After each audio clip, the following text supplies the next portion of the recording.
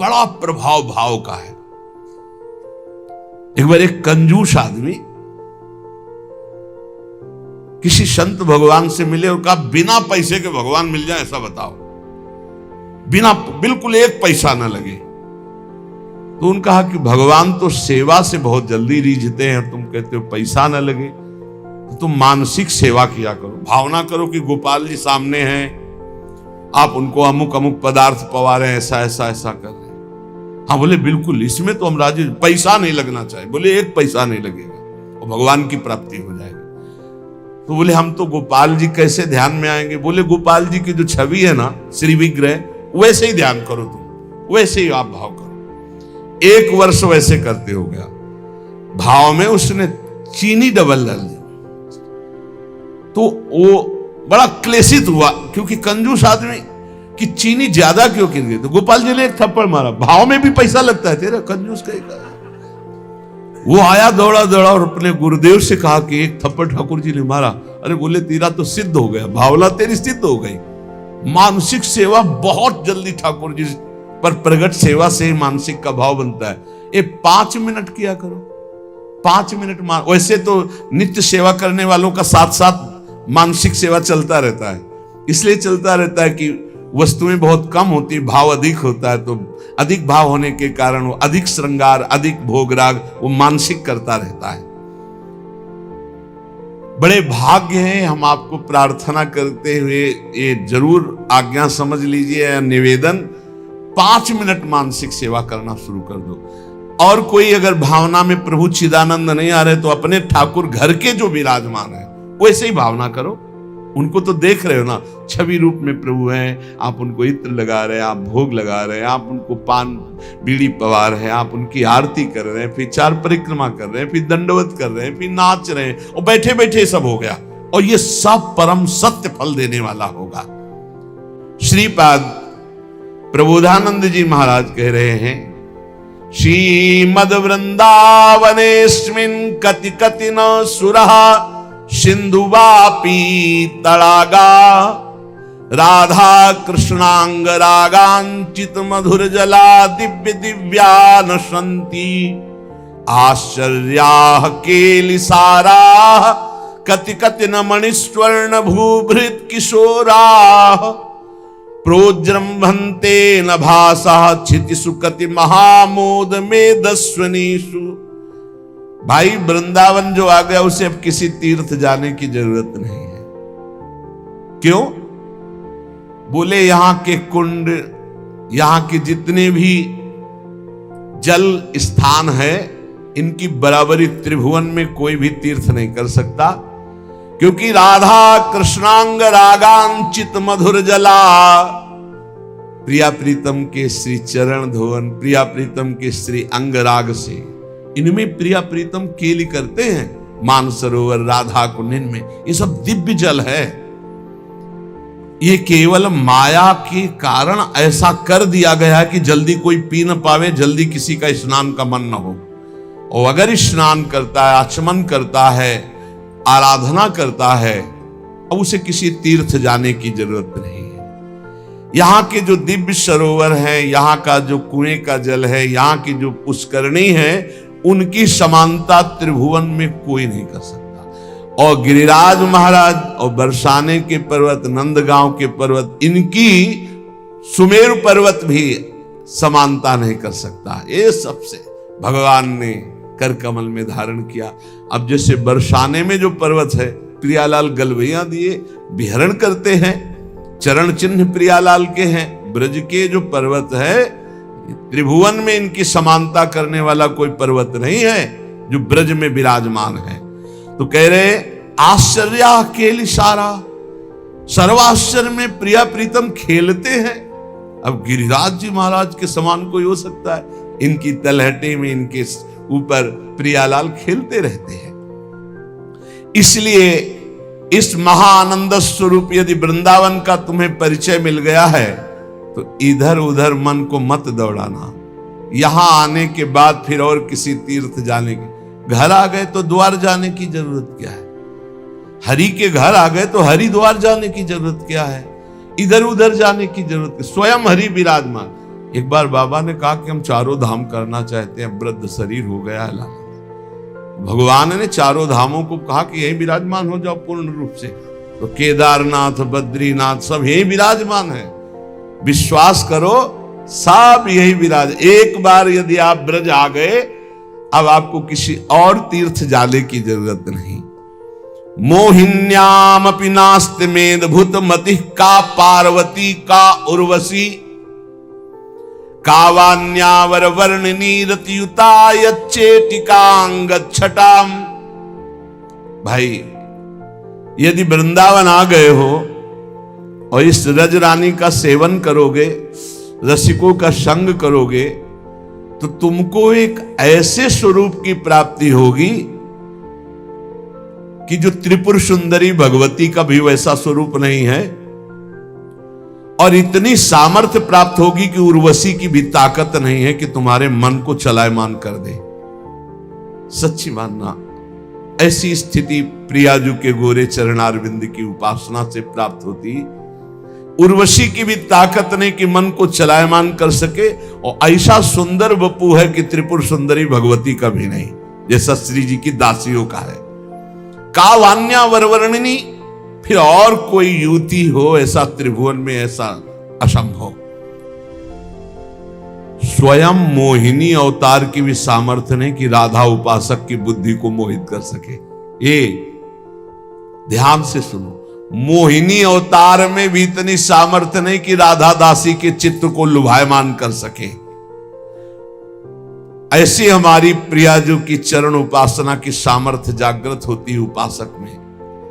पहले श्लोक में कहा, त्रिभुवन में कोई तीर्थ नहीं, इन कुंडों और सरोवरों का और कूप आदि का जल जो सेवन करते हैं, वृंदावन का ब्रज का जल, त्रिभुवन में किसी तीर्थ की सामर्थ्य नहीं इनकी बराबरी कर सके।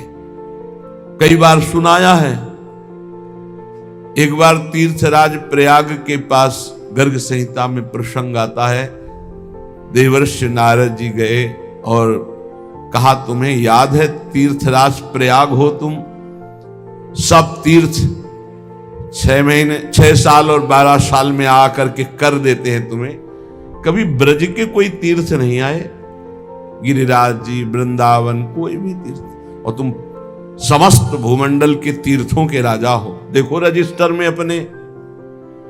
हाँ, उन्होंने कहा ये तो कभी नहीं है। तो बोले किस बात के तीर्थराज हो तुम?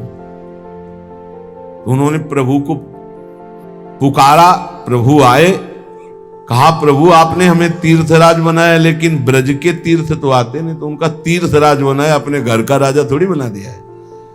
ब्रज हमारा घर है, तुम तीर्थों के राजा हो। तो बोले प्रभु एक और प्रश्न करना था कि सब तीर्थ आ करके हमको कर रूप में पाप देते हो, हमारे ऊपर बहुत पाप लद जाता है। तो बोले जो अर्ध कुंभी और कुंभ, इसमें आकर के सब जन और तीर्थ प्रयागराज में अपना पाप छोड़ते हैं, तो तुम हमारे वृंदावन में आके कुंभ मना लिया करो। तो यहां भी लगता है कुंभ, तो प्रयागराज आते हैं और यहां परिक्रमा देते हैं, यहां की रज में लौटते हैं, पूरे भूमंडल का पाप और अपना जो एकत्रित किया हुआ है वो सब यहीं भस्म करके तब जाते हैं। आप विचार करके देखिए, तीर्थराज प्रयाग भी जहां पावन होने के लिए आते हैं, कुंभ लगता है हमारे वृंदावन में, ये है वो परम धाम वृंदावन। पहले श्लोक में महिमा वर्णन की कोई तीर्थ की समानता नहीं कर सकता। दूसरे में वृंदावन जो भाव देह की प्राप्ति कराता है, तो इतना सुंदर रूप है राधा दासी जो त्रिपुर सुंदरी भगवती का भी नहीं, और इतनी सामर्थ्य होती है उस उपासक में कि उर्वशी और मोहिनी भगवान भी उसे मोहित नहीं कर सकते। इतनी उच्च कोटि की प्रेमावस्था होती है राधा दासी भाव के उपासक में। पर सही संग मिल जाए रसिकों का और सही मन से उपासना प्रारंभ हो जाए धाम की, तो बहुत जल्दी प्राप्ति। हमें दृढ़ विश्वास कर लेना चाहिए कि अब हमारा कल्याण तो हो ही गया। जैसे गंगा जी क्या है? भगवान श्री कृष्ण का चरणामृत है। गांगम वारी मनोहारी मुरारी चरणच्युतम त्रिपुरार शिरश्चार, जिसे भगवान शिव मस्तक पर धारण किए। अपने लोग रोज चरणामृत पीते हैं। किनका? प्रिया प्रीतम का। अब और गंगा की जरूरत पड़ेगी? जहां से गंगा प्रकट हुई उनके सर्वांग स्नान का जल हम। यमुना जी, जब यमुना जी गंगा जी से मिली तो गंगा जी ऐसे होकर प्रणाम मुद्रा में मिली यमुना जी से। यमुना जी ने कहा तुम्हारा हो भाग्य कि तुम जगत पावन करने वाली गंगा हो। तो उनका तुम्हारे सामने मेरी कोई सामर्थ्य नहीं, क्योंकि तुम में प्रभु पूर्ण अवगाहन करते। हम तो प्रभु के चरण धोवन मात्र हैं, आपके ऊपर तो पूर्ण प्रभु की कृपा है। ब्रजेंद्र सूनु राधिका हृदय प्रपूर्य माणयो महारसाब्द पूरयो रिवातिथि वेगता रसैक सीम राधिका पदाब्ज भक्ति साधिका तदंग राग पिंजर प्रवाह। श्री लाडली लाल का अंग राग लेकर प्रवाह करती है। ये अपने कल्याण की अब कोई चिंता रह गई? रोज जो चरणामृत पान करता है, काल मृत्यु हरणम सर्व व्याधि विनाशनम श्री कृष्ण पादोदकम पीत्वा पुनर्जन्म न विद्यते, बस विश्वास हो। रजराली लगाते हैं, राधा राधा बोलते हैं, अब कोई जरूरत कल्याण की। दृढ़ निष्ठा रखो। पर हम कितनों को रोते देखते हैं इस बात के लिए कि हमारा कल्याण हो जाएगा, हमारा अगला जन्म नहीं होगा। उनको चाहिए कि तुम लिखा पढ़ी करके दे दो। अरे विश्वास मानो यार, विश्वास मानो। कल्याण स्वरूप आप हो चुके हैं, धाम में बैठे हैं, पर आपको विश्वास है नहीं। हित दूर जो विश्वास है तब वही सुधरे बात, ना तरु माया पंथ में फिरे जो टक्कर खात। ये विश्वास करो, एक एक बात कल्याण करने वाली है। भजन किससे नष्ट होता है? तो कह रहे हैं जब अवमाने न कुप्पेत सम्माने न प्रहस्यति सम दुखो सुखो धीरा प्रशांति इति कीर्त्यते। जब तुम्हारा अपमान हो और तुम उसका बदले में अपमान कर दो तो तुम्हारा भजन छीण हो जाएगा। और यदि अवमाने न कुप्पेत, अगर तुम्हारा अपमान हो रहा, तुमने क्रोध नहीं किया, तुम्हारा सम्मान हुआ, तुमने सम्मान स्वीकार नहीं किया, बचना भाई, इससे बचना। ये अगला जन्म नहीं होने देंगे। अगर ऐसा उदारता, कोमल स्वभाव, संतोष, श्रद्धा, दोष दृष्टि का अभाव, गुरु सेवा, प्राणियों पर दया, चुगली ना करना, निश्चित निश्चित अगला जन्म नहीं होगा। आप अपने भजन को बचाएं। जब कोई आपका अपमान कर रहा हो तो आप उसके बदले में उसका अपमान ना करें। यदि आपको क्रोध आ गया अपमान करने पर तो आपका भजन का फल क्षीण हो जाएगा। यदि सम्मान हुआ, आप आनंदित हो गए कि हमारा बड़ा सम्मान हो, तो आपका भजन क्षीण हो जाएगा। इसीलिए श्रीपाद भी कह रहे हैं सम्मानम कलयाति घोर गरलम नीचापमानम सुधा श्री राधा मुरली धरो भज सके वृंदावन मात्यज। जब कोई सम्मान करे तो उसे भारी विष के समान समझो। सम्मानम कलयाति घोर गरलम, जैसे बढ़िया खीर मिल रही हो, कान में कोई आके कह दे विष पड़ा है तो आप नहीं खाओगे। ऐसे ये सम्मान, प्रणाम, नमस्कार, वाहवाही ये तुम्हारे भजन के नाश करने के लिए है। ये विष है, इसे मत पीना, स्वीकार मत करो। विश्व नमन करे करने दो, तुम स्वीकार मत करो, तुम हर्षित मत हो। और जब अपमान हो तो उसका अपमान करने वाले का कभी अपमान न करना। धीर पुरुष, प्रशांत पुरुष अपने भजन को ऐसे बचा ले जाता है। जैसे कोई अपमान कर रहा है, बहुत बड़ा अमृत है, सच्ची मानिए। जिसका अपमान हो रहा है वो साधु पुरुष जब अपमान सह जाता है तो उसका भजन बढ़ता है, वो सुख से भगवान में शयन करता है। और जब अपमान हुआ और अपमान दूसरे का कर देता है तो उसका भजन क्षीण हो जाता है, वो अशांत होकर के फिर जगत में शयन करता है। अपमान करने वाला जब कोई सामने से अपमान सह जाता है तो उसका सहन करना उसके नाश का कारण बन जाता है। अपमान करने वाले का निश्चित नाश हो जाता है जब वो सामने वाला बोले ना, केवल चुप रहे। ये बड़ी बात है, पर बहुत कठिन है। उस समय जब कोई अपमान कर रहा है, निंदा कर रहा है, आप शांत हैं, इसका मतलब आपके ऊपर गुरु कृपा है और आप अपने भजन को पहचानते हैं, भजन बचाना चाहते हैं। इसलिए संतों के वचन हैं, जो तुम्हें उद्विग्न करे, जो तुम्हारी निंदा करे, जो तुम्हारा अपमान करे, उसे सह जाओ तो अमृत में स्नान करोगे, अमृत में डूबोगे।